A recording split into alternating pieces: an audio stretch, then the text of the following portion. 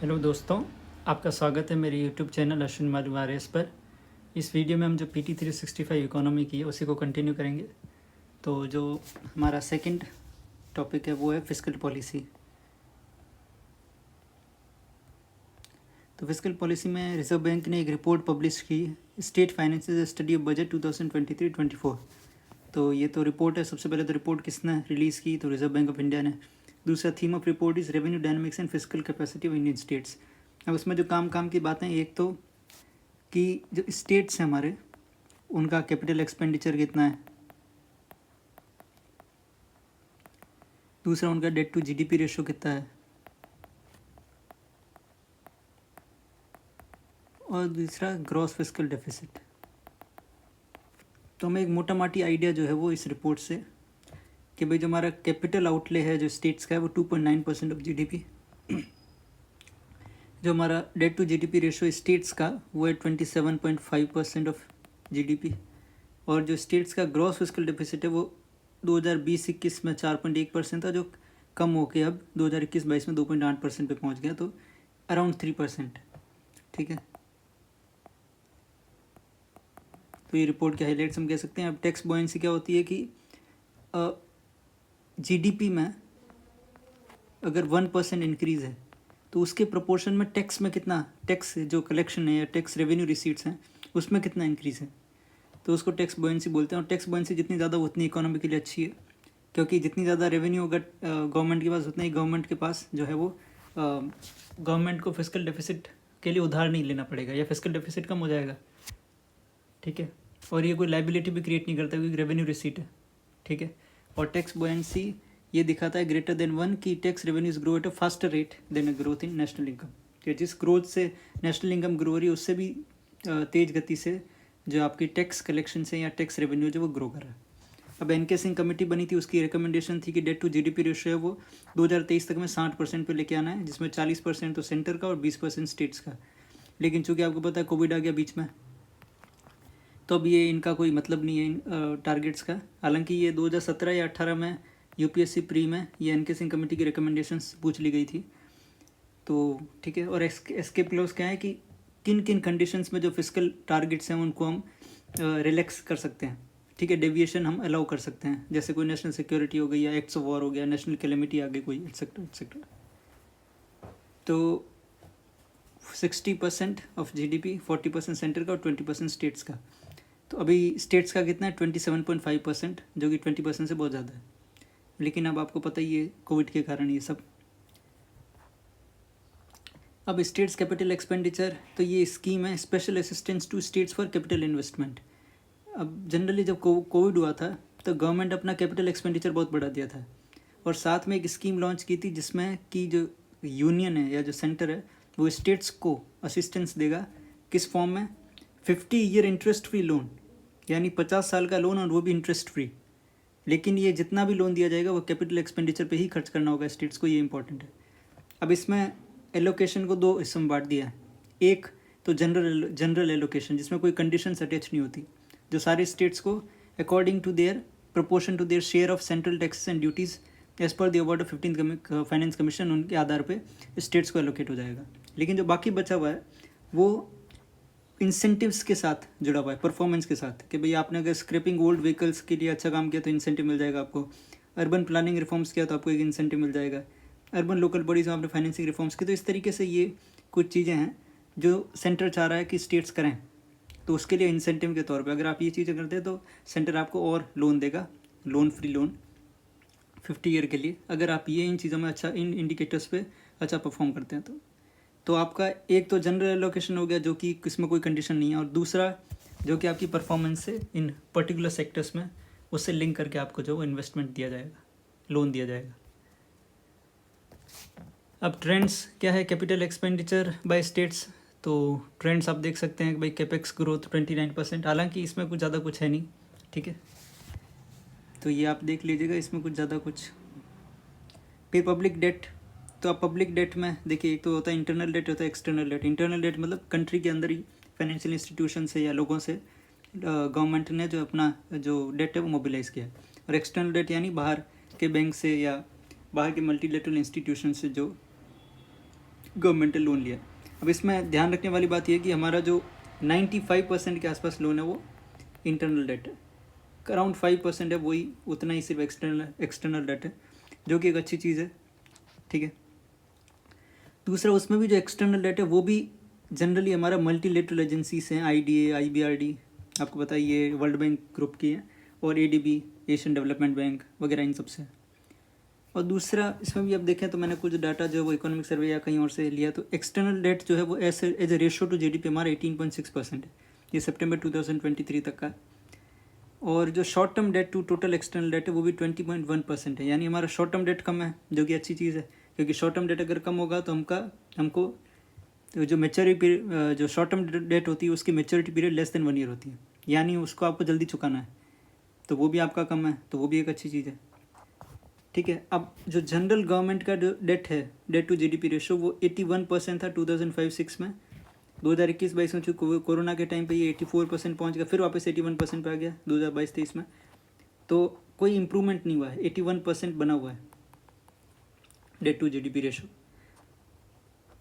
ठीक है, तो ये हो गया। फिर ठीक है, uh public debt denotes liabilities payable by the central government which are contracted against the consolidated fund of India under article 292। आपको पता है जो स्टेट और सेंटर की जो बोरिंग्स है कॉन्स्टिट्यूशन, उसके लिए 2 आर्टिकल हैं, 292 एंड 293। अब जो 292 है वो तो ये करता है कि जो पार्लियामेंट है और स्टेट लेजिस्लेचर जितनी लिमिट तय करेगा उसके भीतर जो अपने कंसोलिडेटेड फंड ऑफ इंडिया या कंसोलिडेटेड फंड ऑफ स्टेट के अगेंस्ट में सेंट्रल स्टेट लोन उठा सकते हैं। लेकिन जो स्टेट्स हैं उन पे एक और ऑब्लिगेशन है 293 आर्टिकल में, कि अगर उनका कोई लोन पहले से सेंटर के पास ड्यू है और दूसरा या उन्होंने सेंटर को किसी लोन में गारंटर बनाया है, तो सेंटर की कंसेंट रिक्वायर्ड होगी स्टेट को लोन लेने से पहले। ठीक है, तो ये आपको ध्यान रखना है। फिर उसके बाद में ये तो मैंने बता ही दिया, इंटरनल डेट 95% के आसपास है। फिर अब देखिए जो 81% of debt to GDP ratio है जनरल गवर्नमेंट का।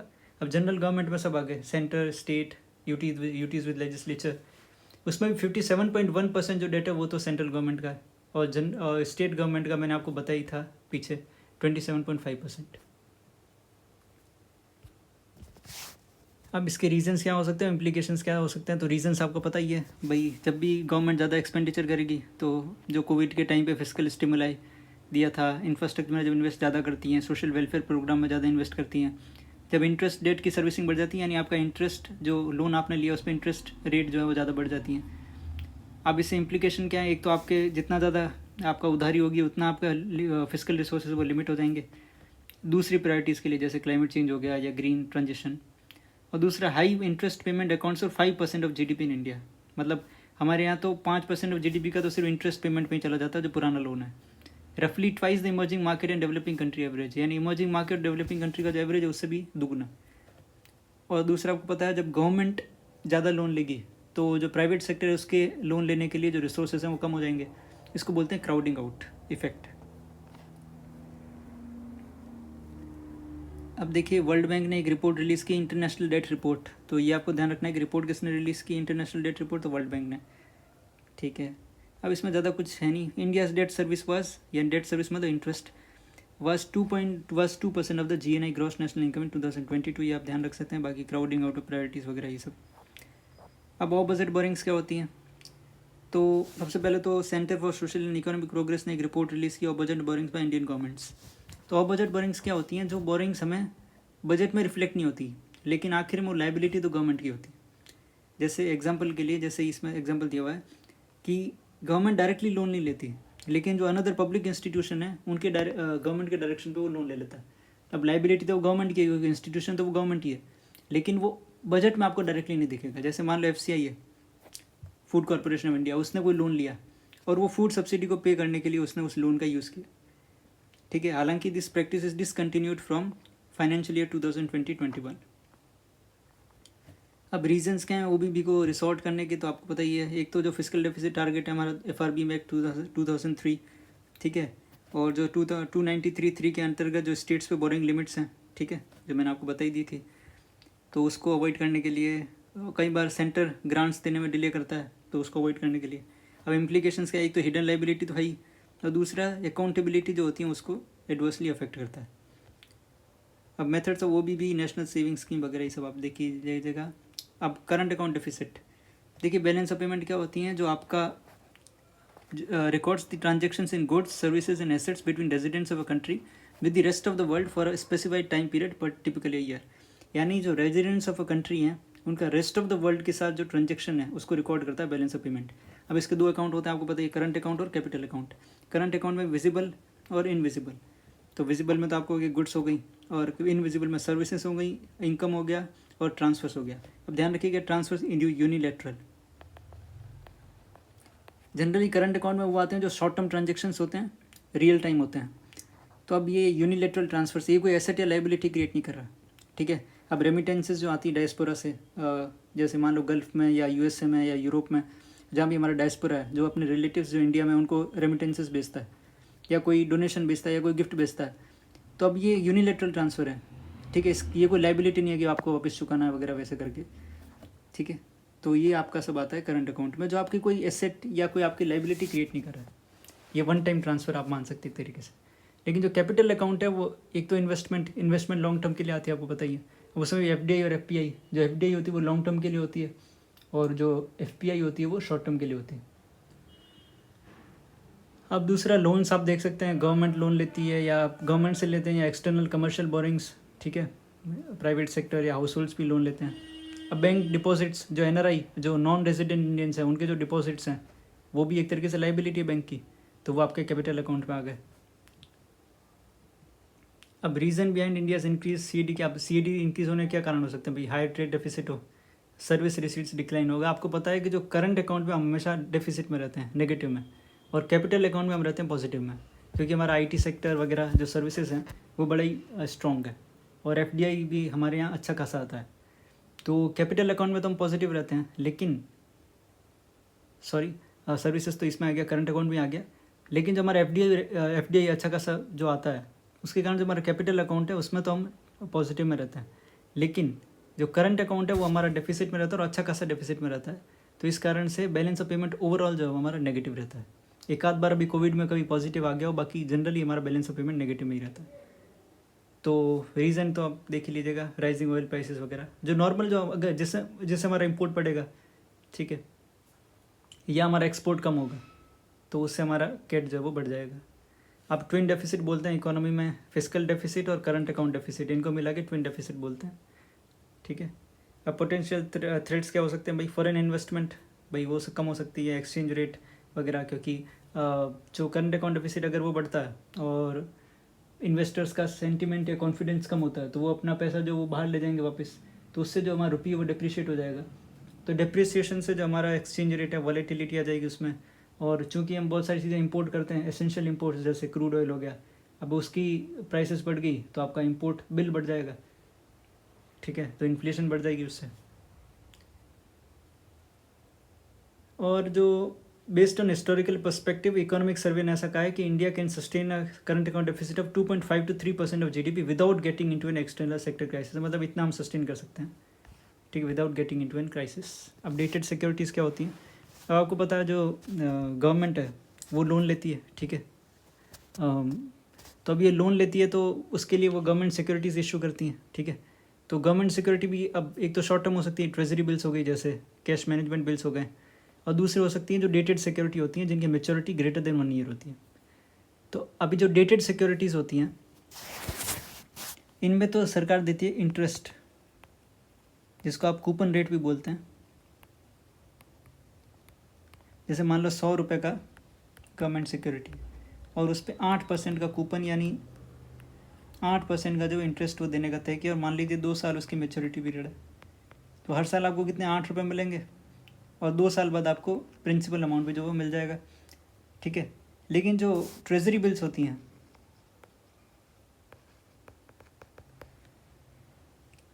ये आपकी जो होती हैं, ये आपकी शॉर्ट टर्म डेट इंस्ट्रूमेंट होती हैं, issued by centre in 3 टेनर्स, 91 day, 182 day, 364 day, और ये जीरो कूपन सिक्योरिटी होती हैं। ये कोई इंटरेस्ट पे नहीं करती हैं। तो फिर आप कहोगे कि लोग खरीदेंगे क्या? तो ये क्या किया जाता है कि इनकी फेस वैल्यू जो होती है, मान लो जैसे इनकी फेस वैल्यू रखी 100 रुपये, लेकिन ये आपसे खरीदेंगे डिस्काउंटेड प्राइस पे, यानी आपको देने 80 रुपये हैं, तो 80 में आपसे खरीदेंगे, लेकिन जब इसकी मेच्योरिटी पीरियड आएगी तब आपको 100 रुपये देंगे। तो ये कोई इंटरेस्ट नहीं पे कर रहे हैं, लेकिन ये आपसे खरीद डिस्काउंटेड रेट पे रहे हैं। तो जब मेच्योरिटी पीरियड आएगा तब आपको देंगे फेस वैल्यू पे। तो आसान शब्दों में फेस वैल्यू इसकी 100 रुपये रहेगी, लेकिन आपसे खरीदेंगे 80 रुपये पे, और आपको जब मेच्योरिटी पीरियड हो जाएगा तब उसको वापस 100 रुपये आपको देंगे। और यहाँ पे इंटरेस्ट वाला खेल है, ठीक है। अब डेटेड सिक्योरिटीज़ वो आपका जनरली जो होता है वो टेनर होता है, वो 5 से 40 साल के बीच में होता है, ठीक है। अब जो G-Secs हैं वो issued through auctions conducted by RBI, ठीक है, on the electronic platform called ई-कुबेर। तो इलेक्ट्रॉनिक प्लेटफॉर्म है ई-कुबेर, उस पर RBI जो वो ऑक्शन करता है गवर्नमेंट सिक्योरिटीज़ का। सारे लोग पार्टिसिपेट करते हैं, commercial bank, schedule urban cooperative banks, primary dealers, insurance companies वगैरह। अब तो इवन रिटेल इन्वेस्टर्स को भी अलाउ कर दिया है, ठीक है, RBI ने। और FPI भी कर सकते हैं, कॉरपोरेट्स भी कर सकते हैं। ओपन मार्केट ऑपरेशंस क्या होते हैं आपको पता ही है। गवर्नमेंट सिक्योरिटीज़ की जब सेल और परचेज होती है सेकेंडरी मार्केट में, जो RBI करता है, तो उसको जो है वो ओपन मार्केट ऑपरेशन बोलते हैं। और ये जनरली जो RBI है वो लिक्विडिटी को एडजस्ट करने के लिए, इन्फ्लेशन वगैरह उसको मैनेज करने के लिए यूज़ करता है। क्योंकि जैसे मान लो अगर इन्फ्लेशन बहुत ज़्यादा है और RBI को लिक्विडिटी को शक करना, तो RBI क्या करेगा, गवर्नमेंट सिक्योरिटी को सेल कर देगा। तो गवर्नमेंट सिक्योरिटी को सेल करेगा, ठीक है, मान लो 1000 रुपये की गवर्नमेंट सिक्योरिटी उसने सेल की, तो 1000 रुपये उसने मार्केट से निकाल दिए, लिक्विडिटी शक कर दी, तो इन्फ्लेशन जो है वो कम हो जाएगी, क्योंकि मनी सप्लाई कम हो जाएगी, और मनी सप्लाई, लोगों के हाथ में मनी कम होगी तो डिमांड कम हो जाएगी। तो इस तरीके से इन्फ्लेशन को वो मैनेज करता है government securities open market operations के थ्रू। बाकी जो एक स्टेट डेवलपमेंट लोन्स भी होते हैं, ये स्टेट डेवलप, अब देखिए जो स्टेट्स होते हैं वो जो short term treasury bills issue नहीं कर सकते, स्टेट वाले सिर्फ डेटेड सिक्योरिटीज ही इशू कर सकते हैं, ये आपको ध्यान रखना है, ठीक है।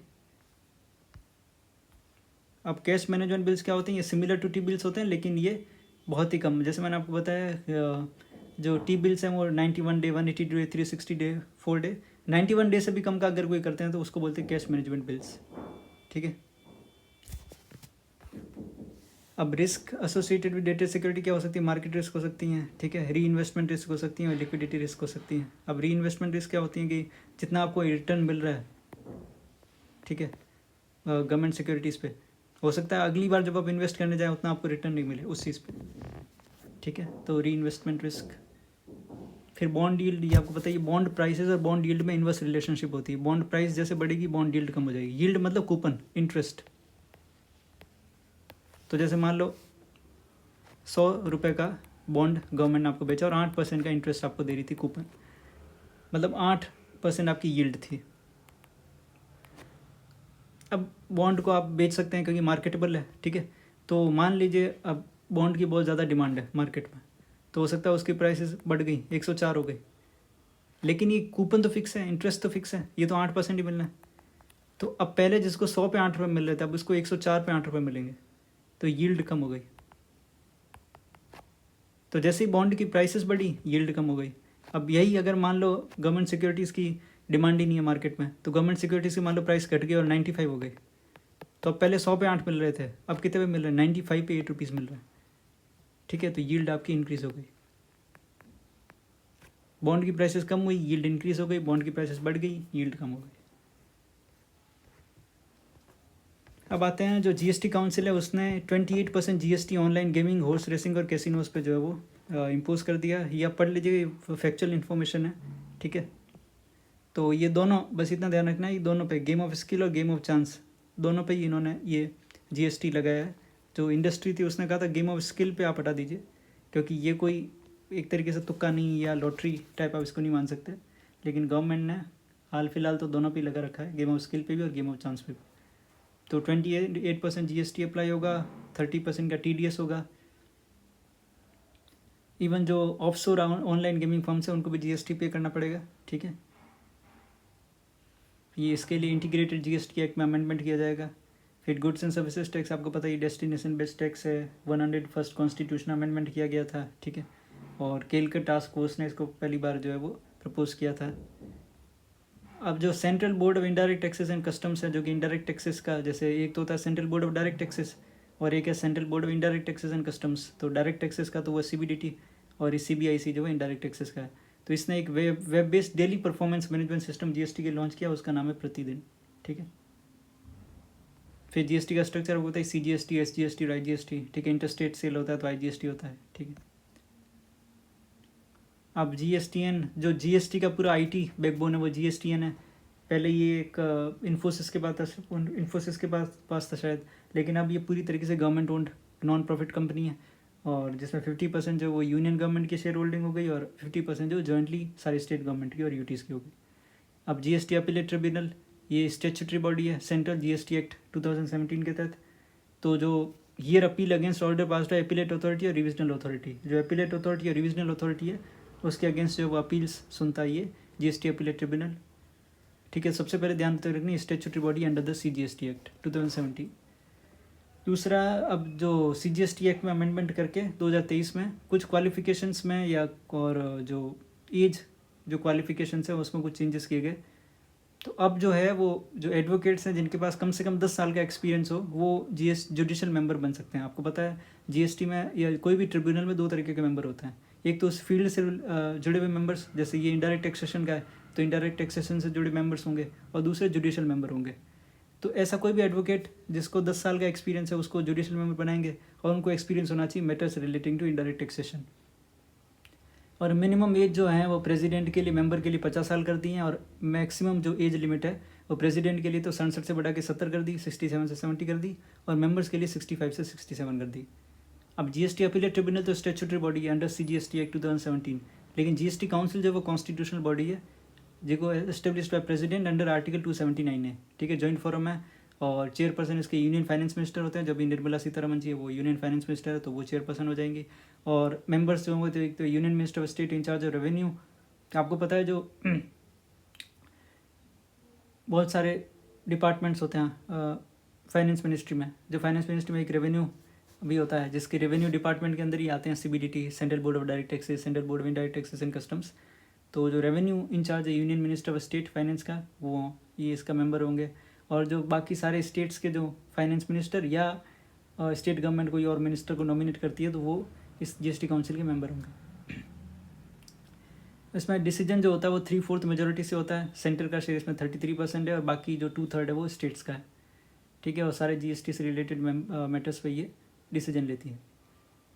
अब वाइडनिंग टैक्स बेस के लिए गवर्नमेंट ने क्या क्या फीचर्स लॉन्च किए हैं या क्या क्या इनिशिएटिव्स लिए हैं। तो एक तो cross seeding of PAN with bank accounts and Aadhaar, तो पैन को जो परमानेंट अकाउंट नंबर है उसको बैंक अकाउंट से और आधार से लिंक किया गया है। ठीक है, दूसरा न्यू टीडीएस कोड्स वगैरह ये सब ठीक है, नॉर्मल चीज़ें हैं। और टैक्स टू जीडीपी रेशो है वो इसको ध्यान रखना है कितना है। तो टैक्स टू जीडीपी रेशो हमारी अभी फाइनेंशियल 23 की बात करें तो 11.1% है, जिसमें डायरेक्ट टैक्सेस 6% और इनडायरेक्ट टैक्सेस 5.1%। तो ये आपको ध्यान रखना है। एक तो ये, फिर 5.3% of total population he income tax returns file करती हैं। मतलब रिटर्न फाइल करने वाली 5.3% पॉपुलेशन है, और एक्चुअल टैक्स पे करने वाली तो और ही कम पॉपुलेशन है।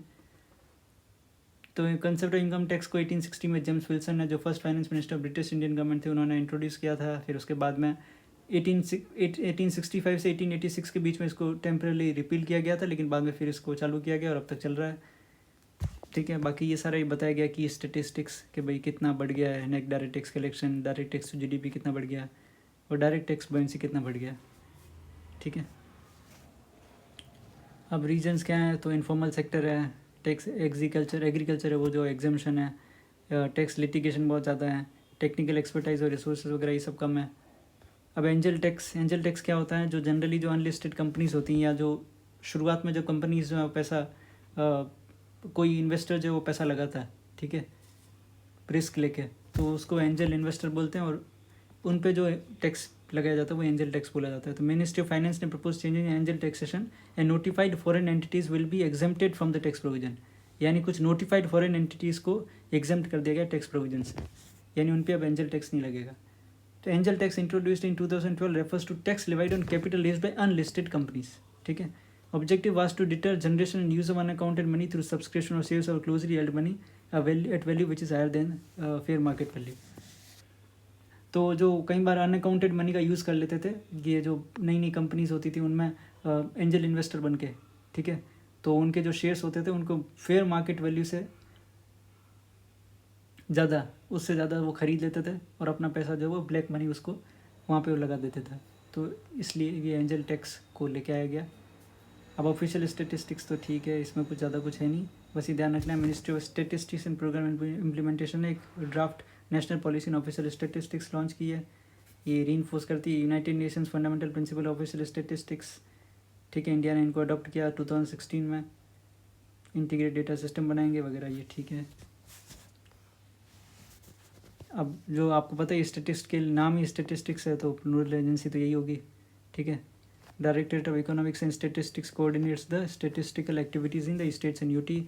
नेशनल स्टेटिस्टिकल कमीशन 2006 में बना था, acts as advisory body on statistical matters. ये बना किसकी रिकमेंडेशन था? सी रंगराजन कमीशन की। अब ये इंपॉर्टेंट है कि subject statistics is covered under entry 94 of the union list और entry 45 of the concurrent list, ध्यान रखना है। और बाकी बहुत सारी लेजिस्लेशन, सेंसस एक्ट है 1948 का, registration births and deaths act है 1969 का, कलेक्शन ऑफ स्टेटिस्टिक्स एक्ट है 2008 का, ये भी कवर करता है। अब जो थर्ड पिलर है labour employment and skill development, तो पीरियडिक लेबर फोर्स सर्वे, ठीक है, ये 2017-18 में चालू किया गया था। ठीक है, तो ये उसके कुछ बस ये सीधा आपको यही देखना है फाइंडिंग्स कि जो 2017-18 में कितनी थी। ठीक है, एक तो जो लेबर फोर्स पार्टिसिपेशन रेट थी, एक तो वर्कर पॉपुलेशन रेशो होता है, एक लेबर फोर्स पार्टिसिपेशन रेट होती है और एक अनएम्प्लॉयमेंट रेट। अब देखिए लेबर फोर्स क्या होती है। लेबर फोर्स वो हैं जो या तो एम्प्लॉयड है या एम्प्लॉयमेंट सीख कर रहे हैं, यानी एम्प्लॉयमेंट ढूंढ रहे हैं। अभी ये एम्प्लॉयड है नहीं लेकिन एम्प्लॉयमेंट सीख कर रहे हैं, ढूंढ रहे हैं, तो वो भी लेबर फोर्स में कवर होगा। तो आपके देखिए लेबर फोर्स पार्टिसिपेशन रेट अगर आप देखें तो जो 49.8% थी 2017-18 में, बढ़ के 57.9% हो गई। अगर आप ध्यान से देखें तो सभी बढ़ी हैं, बस एक ही चीज़ कम हुई, अनएम्प्लॉयमेंट रेट 6% थी, अब 3.2% पहुँच गई है। ठीक है, अब ये usual status and current weekly status in both rural and urban areas annually, और current weekly status for the urban areas only in for interval of 3 months।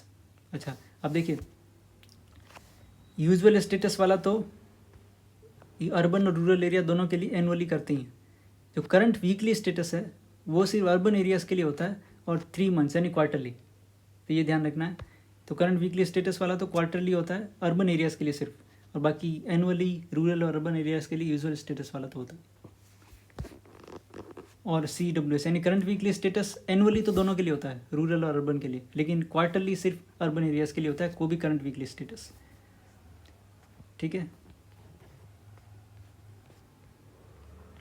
ये मैंने आपको बता ही दिया है। अब percentage of employed persons in the population, उसको worker population ratio बोलते हैं।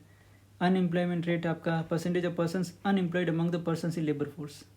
तो आपकी जो लेबर फोर्स होती है उसमें कितने अनएम्प्लॉयड हैं। ठीक है, ये आपका आ गया अनएम्प्लॉयमेंट रेट।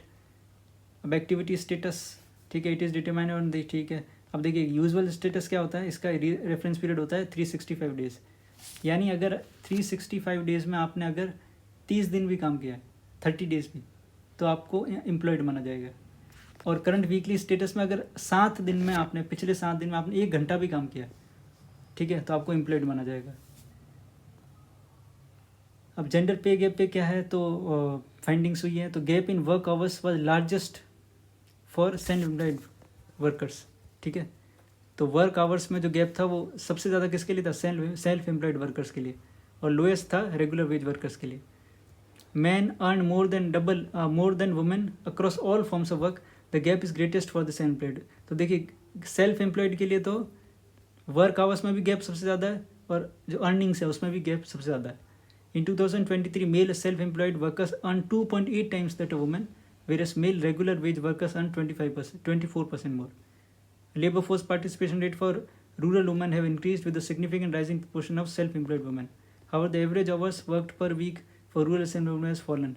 तब देखिए रूरल वुमेन का लेबर फोर्स पार्टिसिपेशन रेट तो बढ़ा है, लेकिन उनका जो average hours worked per week है वो कम हुआ है, तो ये ध्यान रखने वाली बात है। बाकी नोबेल प्राइज इन इकोनॉमिक्स, ठीक है।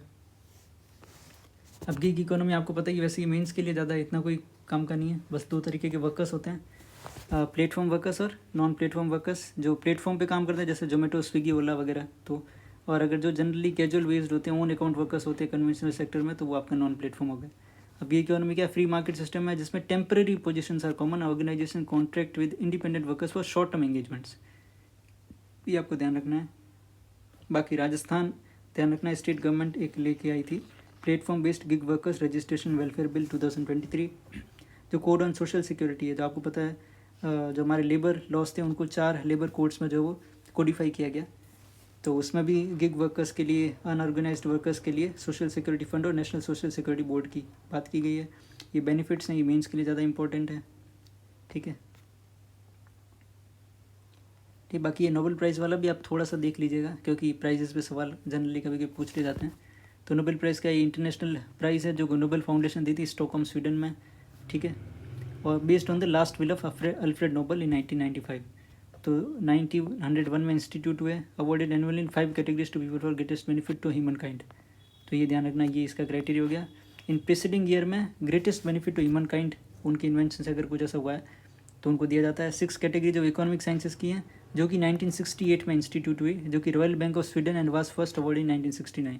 तो वो 1901 में तो 5 कैटेगरीज में, ठीक है, और जो बचा हुआ 6 कैटेगरी इकोनॉमिक्स वाला वो 1968 में जाके हुआ। और ये रॉयल बैंक ऑफ स्वीडन वाला दिया जाता है, और पहली बार 1969 में तो दिया गया। हु अवार्ड्स द प्राइज है, तो royal Swedish academy of sciences तो देती हैं Nobel prize in physics, chemistry and economics. Literature दिया जाता है स्वीडिश अकेडमी स्टॉकहोम स्वीडन, और Nobel prize at Nobel assembly at Karolinska institute Stockholm Sweden awards the Nobel prize in medicine physiology. Norwegian Nobel committee constituted by Norwegian parliament awards Nobel peace prize. तो ये ध्यान रखना है आपको कौन कौन से। तो एक तो royal Swedish academy of sciences जो कि फिजिक्स, केमिस्ट्री, इकोनॉमिक्स में देती हैं। आपकी जो स्वीडिश अकेडमी है स्टॉकहोम स्वीडन में, वो आपकी देती है नोबेल प्राइज इन लिटरेचर। और Karolinska institute Nobel assembly at Karolinska institute Stockholm Sweden जो है वो मेडिसिन में देती हैं। और नॉर्वेनियन नोबेल कमेटी जो है वो नोबेल पीस प्राइज देती हैं। अब क्या क्या मिलता है, एक नोबेल डिप्लोमा मिलता है, एक नोबेल मेडल मिलता है, एक केस प्राइज मिलता है। ठीक है, स्वीडिश कॉर्नोर 11 मिलियन पर full Nobel prize for 2023। The Nobel status prohibit the जजेस from discussing their deliberations for 50 years. तो जिन्होंने नोबेल प्राइज़ के लिए चुना है वो 50 साल तक जो डेलिब्रेशंस हुई उनके बीच में चुनने के लिए वो उसको डिस्कस नहीं कर सकते। बस ये आपको ध्यान रखना है। जो क्लोडिया गोल्डिन है उनको मिला था, तो इन्होंने ये यू कर्व जो होता है, ये आप इसको पढ़ लीजिएगा कि यू कर्व जो होता है फीमेल लेबर फोर्स पार्टिसिपेशन क्या है, वर्क फोर्स में इवोल्यूशन कैसे होता है वुमेन का। तो जो एग्रीकल्चर होता है उसमें इनका हाई होता है, फिर वापस जब इंडस्ट्री की तरफ मूव करती है इकोनॉमी, ठीक है, तब वो उनका कम होता है और सर्विसेज की तरफ जाती है फिर बढ़ता है। ठीक है, तो इसी के साथ अब कोड ऑन सोशल सिक्योरिटी में मैटरनिटी लीव को बढ़ा के 26 वीक्स का कर दिया गया। Mandatory creche facility, operational safety. अब employment of women in the above ground mines and in below ground working technical supervisory managerial work. Code में तो वेजेस में तो कोई डिस्क्रिमिनेशन नहीं होगा, सबको वेजेस बराबर मिलेगी। तो अब इसको इतना ही रखते हैं, फिर 4th से हम अगले वीडियो में चालू करेंगे। अगर आपको ये वीडियो अच्छा लगा हो तो please like, share and subscribe. और अगर आपको लगता है इसमें कुछ इंप्रूवमेंट करना चाहिए तो आप कमेंट में वो सजेस्ट भी कर सकते हैं। Thank you.